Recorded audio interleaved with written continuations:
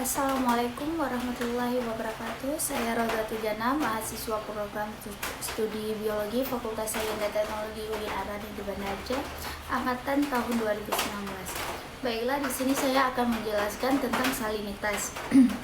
Salinitas adalah tingkat keasinan atau kadar garam yang terlalu dalam air. Selain kandungan dalam air, terkadang salinitas itu juga digunakan sebagai istilah kandungan garam dalam tanah. Sering kali kita membedakan air menjadi dua jenis, yakni air tawar dan air asin. Sebenarnya air tawar juga mengandung kadar garam dalam jumlah tertentu, meskipun sangat rendah atau kurang dari 0,05%.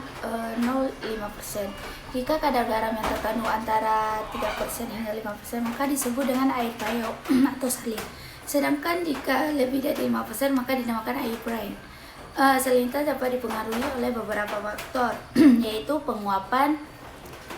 tingkat penguapan yang semakin tinggi di suatu wilayah perairan akan menyebabkan salinitas semakin tinggi.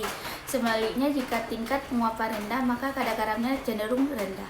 Yang kedua, curah hujan. Semakin tinggi intensitas curah hujan di suatu wilayah perairan, maka kadar garam akan semakin rendah. Sebaliknya, jika curah hujan sepepan, maka kadar garamnya akan semakin tinggi. Yang ketiga itu muara sungai. Pada wilayah perairan laut yang menjadi banyak sungai akan misalnya cenderung rendah dibandingkan perairan laut yang memiliki muara sungai.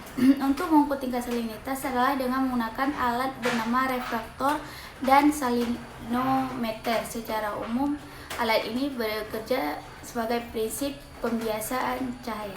Sekian penjelasan dari saya, lebih dan kurang saya mohon maaf. Wassalamualaikum warahmatullahi wabarakatuh.